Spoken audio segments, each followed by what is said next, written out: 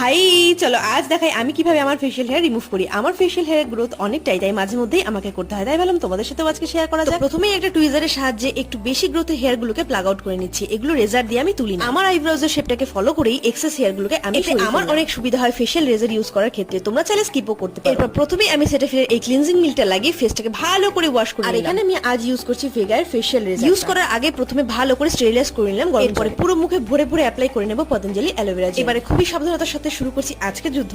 না গো, I am just joking. প্রথমেই বলবো যে বি কেয়ারফুল, রিস্ক মনে হলে কেউ প্লিজ। আর আমি খুবই ক্লোজ থেকে তোমাদের দেখানোর চেষ্টা করছি। আর দেখো শুধু একবার, মুখের মধ্যেও কত আনওয়ান্টেড হেয়ার থাকে আমার। তো এভাবেই নিজেকে খুবই কাম রেখে আমি অনেক সময় নিয়েই পুরো মুখ থেকে সবটা হেয়ার রিমুভ করে ফেলি। আর যাই 60 সেকেন্ডের মধ্যে দিয়ে দেখানোর চেষ্টা করলাম মিনি ব্লগের মাধ্যমে। এবারে ব্রেনের সাথে সাথে ফেসটাকেও কাম রাখবার জন্য ইউজ করে নিলাম এই আইস রোলার। ভালো করে মাসাজ করার পর লাগিয়ে নিলাম আমার পছন্দের দি ফেভারিট ময়েশ্চারাইজার এন্ড সানস্ক্রিন। ব্যাস, দ্যাট ইজ ইট। দেখো জাস্ট শুধু তোমরা আউটকামটা কতটা চেঞ্জ। যাকে